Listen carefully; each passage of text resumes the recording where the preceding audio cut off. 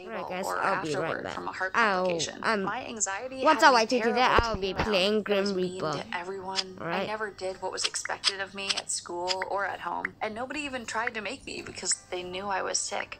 My mom was the only person who pushed me, who made me do my homework and study for college admissions tests and do my chores, as though she truly believed I was going to have a long, full life. But there was no guarantee, and because of that fear, I took all of my anger out on her. By the time the day of the surgery rolled around, we were barely speaking to each other. But in the waiting room, when I'd been shaking with terror, she had looked at me and told me everything would be alright, that I wouldn't feel a thing, that she would see me on the other side.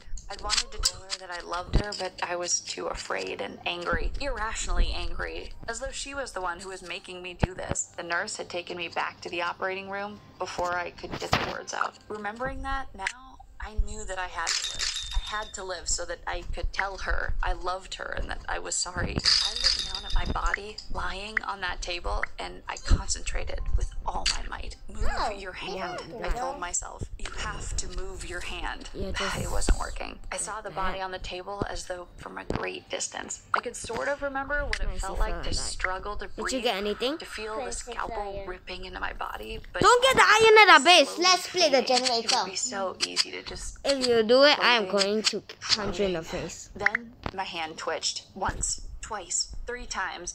The machine started beeping again. Suddenly, I slammed back into my body on the table. The pain was back. The struggle to breathe, but I didn't care anymore. All that mattered was living through this. An assistant was removing my breathing tube. The beeping of the machine was a cacophony that hurt my head.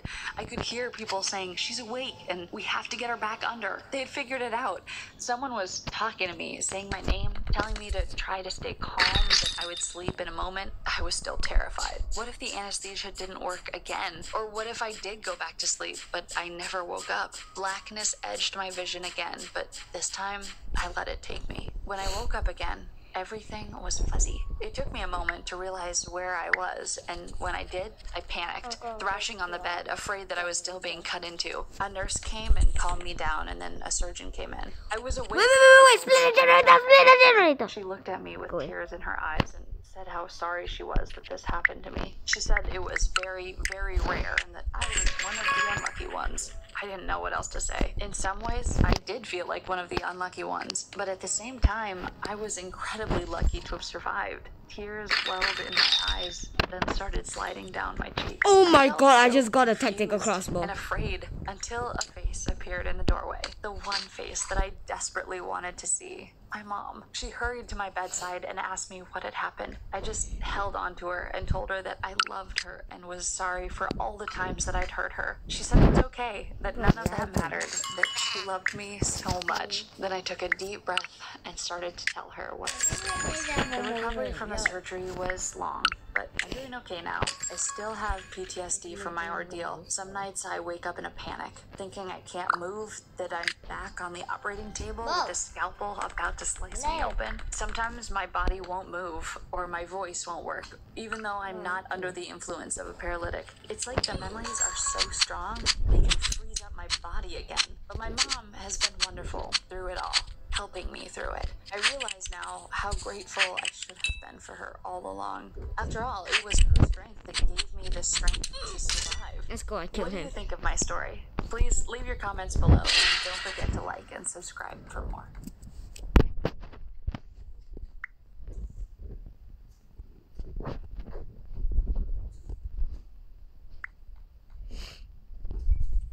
At the salon fantastic. But at home, super damaged and frizzy hair. New Pantene Intensive Treatment Shot Fountain helps repair visible damage in one use. Salon hair at home.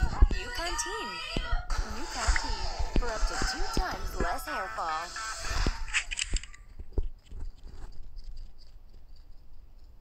From the maker of world's #1 pole, our best I shot him once. Singapore. Come on, look, don't die. Oh, seriously, die.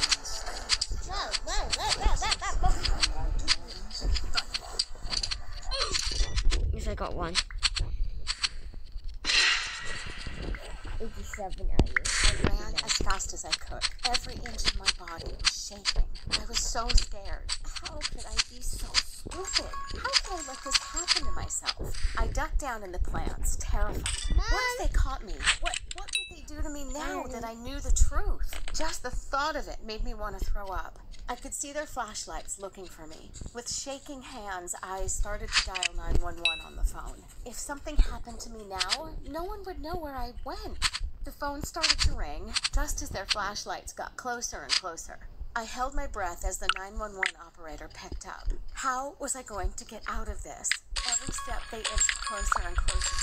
My chance of getting out of here alive seemed worse and worse. Before we get into my escape, I need to explain how I got myself into such a terrifying situation. To be honest, all I did was wake up. One morning, I opened my eyes in bed and felt a wave of panic wash over me. My head felt so fuzzy, almost like I was in a dream or something. I looked around and started to really freak out. I didn't recognize anything. Where was I? And who was I? I got out of bed and started to look around the room. Anna was in pink letters on the wall. But did I even like pink? Why did that name sound familiar? I felt like I was going to pass out. None of this made sense. Was I going crazy? Why couldn't I remember anything? What was my name? Was it really Anna? I bolted out the door into a strange hallway. I felt like I was on some alien planet. I had to find a phone or something. I had to call 911. Maybe someone there would be able to help me figure out what was going on. I ran into the kitchen, Oh my God, and that's that's Purple when Lucky two Blocks. people stood up. A man and a woman in their 50s both looked at me. They asked if I was okay, if I was feeling any better after hitting my head. But I didn't know these people. Why were they acting like they knew me? I shoved past them, reaching for the phone on the wall. The woman stopped me and grabbed my arm. She kept calling me Anna and told me to calm down. I freaked out, yelling at her to get her hands off me, to leave me alone and let me go. Then she said she was my mother, but no, there's absolutely no way she could be. I would remember. I put my a own weapon in the mother, chest for you. wouldn't I? Even if I had hit my head. The two managed to sit me down and explain everything. Apparently, I had hit my head a few days ago and had been out cold ever since. The doctors told them to just monitor me until I woke up. I told them I didn't remember any of that I didn't know this house, that they weren't my parents. Oh my God, someone's attacking you with a bow. He has the fire enchantment. Was there something wrong with me? He has the fire Tears started enchantment. to You roll might down die. my face. That's when the woman pulled out a baby. Someone was Started bowing you, showing and photos of if what they have the apparently fire was my enchantment, that's why you childhood. keep taking And damage. I had to admit, the photos No, looked I fell like with a my tactical fear started to crossbow. grow. I hate you so much. My parents, and I was going crazy. Through my tears, I told them I didn't remember anything. The woman rubbed my back and told me it was okay. We would figure out what was wrong with me together. They had been so scared of losing me. They were just glad I was okay. The woman took me up to my bedroom and told me to lie down and sleep some more. Maybe when I woke up, I would feel better. I faded in and out of sleep for a few hours, stuck between weird dreams and being awake. Have you ever had a night like this? One where you feel like something in your life just isn't right? At It's one not point, yours. I woke up talking outside my door. I crept over to try to hear what they were saying. My mother and father talked in hushed tones. My mother was concerned something was really wrong with me, that they should take me to some inpatient care. I felt a weird rush of guilt and embarrassment. They really did think I was going crazy, and they probably weren't wrong. But I didn't want to go to a facility like that. What if I went there and they really did think I was insane? Would I spend the rest of my life there? Over the next few days, I tried to put on a happy face. I was terrified of being sent away, so I had to try my hardest to get used to this life. Everything around me still felt really alien. But I thought, Oh, nice. maybe I if I killed him. tried to calm down, everything would feel normal a lot sooner. My house was apparently a farm. Once I started reading, I started interesting. we were the only house for miles in either direction. All the way out in the Oh middle my of God, they nowhere. got up there. Are you Apparently, we had serious? no TV, Run. and I was homeschooled. I felt like come, I had stop. memories of being in school, watching away. TV. Jeez. But my mother explained I had gone to elementary school for years before she pulled me out for homeschooling. Honestly, I started to feel fairly comfortable. During the day, I would help on the farm. I'd take care of animals, water the garden, and help Mom cook dinner. It felt really relaxed. even though deep down I was still having strange doubts. After a couple of days, it almost started to feel familiar. Maybe all the craziness was starting to wear off. Maybe I could be a normal person again. But that's when I found out. One night, before going to sleep, I saw something shining just at the foot of the bed, on the floor. When I picked it up, my heart stopped.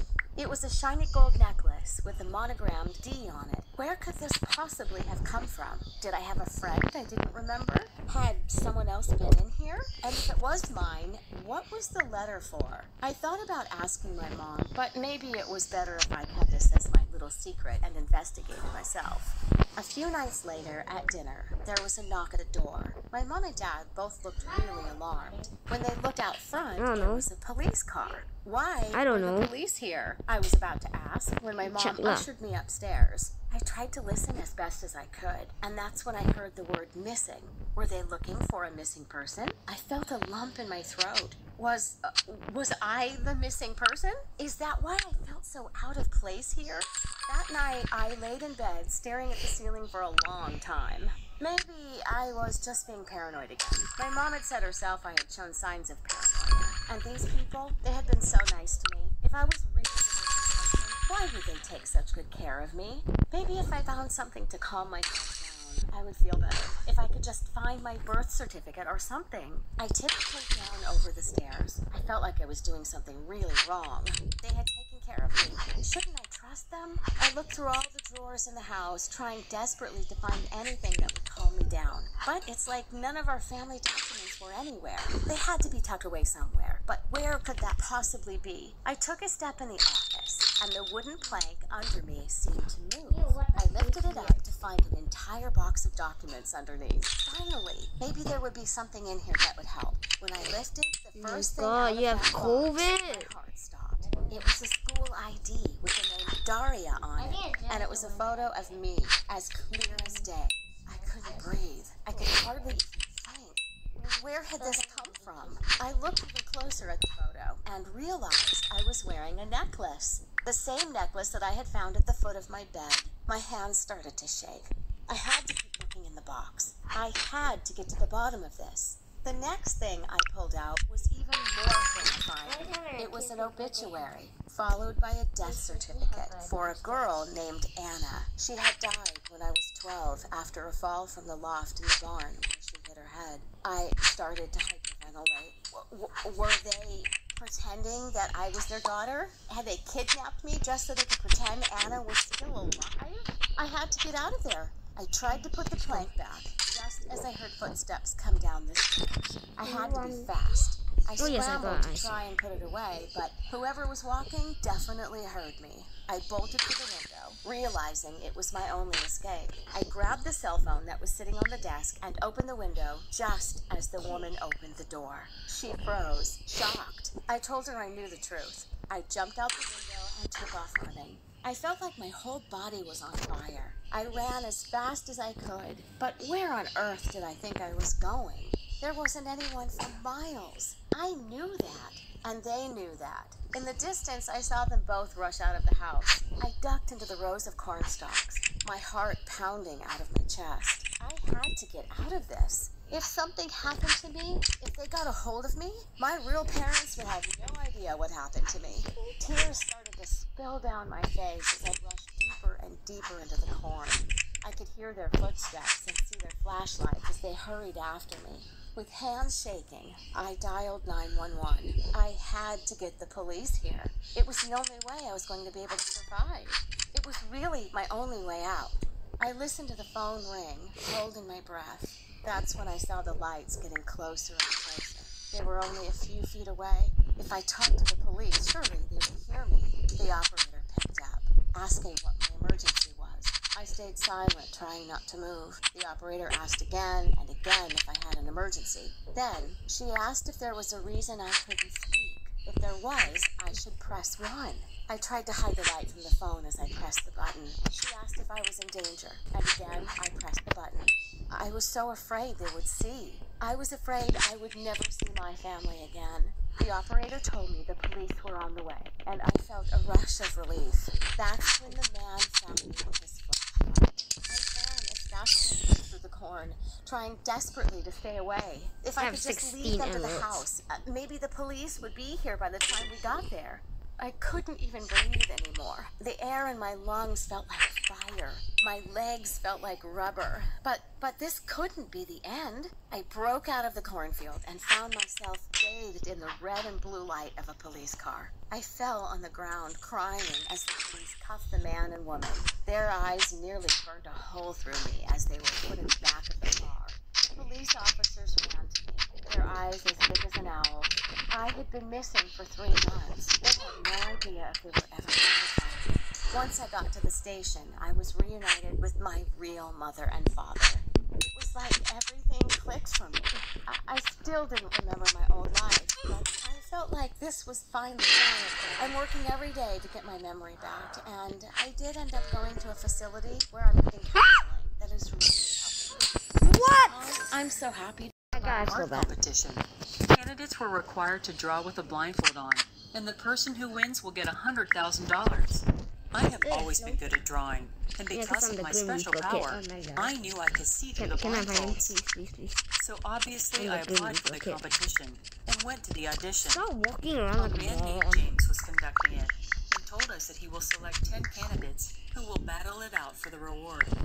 So many people showed up for the audition, all of them nervous and anxious, talking about how they had been practicing for days, even sacrificing their nights so they can get this job. I stared at them and tried not to laugh. When my turn came, I walked confidently towards the room where the auditions were being held.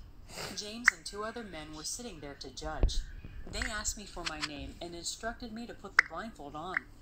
With a smirk on my face, I closed my eyes Okay, and thank tied you. the blindfold, but I could see everything through the thick fabric. I picked up the plant and started putting different flowers. After I finished, I'm putting James the and bit other only judges 'cause of told you. me how good I was and how beautiful my painting looked. They were in complete awe of me. I left the place with a satisfied grin, knowing I will get in the competition and pitying everyone else who came. After about a week, I received a call telling me I had been selected for the competition. I was filled with glee and couldn't wait to win it completely. I had a power and I used it in the best way possible for me. I don't care if it was selfish or that there were people more deserving and talented than me. If we need to survive in this world, this is how we need to be. Cheating and lying and being selfish helped me get in the competition, and so I wasn't in the least bit feeling guilty or remorseful. I was going to win $100,000, and I couldn't be happier about it. The competition started, and everything was going well. No, Every this kid is mine. candidates out of 12 would get eliminated. But all had changed one day. I had What, been you got the decided as kill? one of the What? That's final not 3, fair. and the winner of the next round will win the rewards. I got 2 I diamonds. was sitting in the lounge drinking coffee, waiting for my turn to draw Did when I my get the childhood kill? friend Carla called. Oh, here. We Here's had the not diamond. talked to each other for a while, and there was a lot of catching up to do. She was what? living in Canada and told me about all the parties she went to. While I Get told Amory. her about the competition. Carla knew about my power and was astonished Can at I how I see had something used cool? it to get ahead What? in the competition. What? Are Somehow. you serious, Christine? She said, surprised. I'm Of away. course I am, I replied. Killa, And they were not suspicious in the slightest, follow me. she asked. Come on, let's go rush. You should have seen their faces after I finished drawing. They were constantly praising me and how amazing my You can make the jump, na na na boo boo. They don't know I can see Whatever them diamond when I generator. close my eyes. I laughed. Miss Now here's a Christine, diamond, get I Amory. would like to see you in my office this instant. I heard the booming voice of Mr. James from behind me. I stared at his face in horror and realized that I had been caught. To the office where he screamed at me for what I had done and then kicked me out of the competition. I went home thinking this was the worst thing that could happen to me, but I couldn't be more wrong. I was eliminated from the competition. I can only think of how wrong I was to use my gift in this way. I could have used it to do something good that would have helped people, but I let my selfishness get the best of me and ruin my future. Now?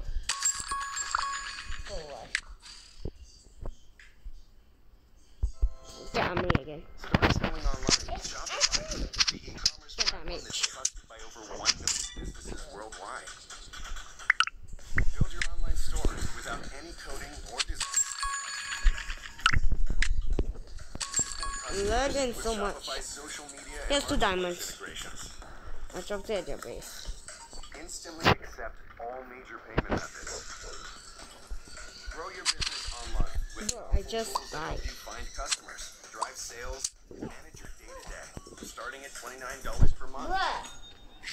Hi friends, my name is Casey. I'm 17 years old. Most people like pizza. I'm one of them. But unfortunately, my relationship with pizza is more than a passion. Pizza is the only thing I eat for breakfast, lunch, and dinner. You might think that I eat different kinds of pizza every time, but that's not the case. Every day, I can only eat like this. Cheese pizza in the morning, mushroom pizza for lunch, and cheese pizza again for dinner. It's not possible for me to eat mushroom pizza for breakfast or cheese pizza for lunch. The issue is that I'm extremely picky when it comes to food. I've been picky with food since I was a little kid. When I say picky with food, don't think of your average picky. Alright, he got a bit back. Example, I'm running. some people don't like tomatoes. Some never eat eggs. Some feel nauseous at the sight of meat. It wasn't like that with me. The list of things I wouldn't eat was longer than the list of things I ate. For example, for 4 or 5 months, I only ate.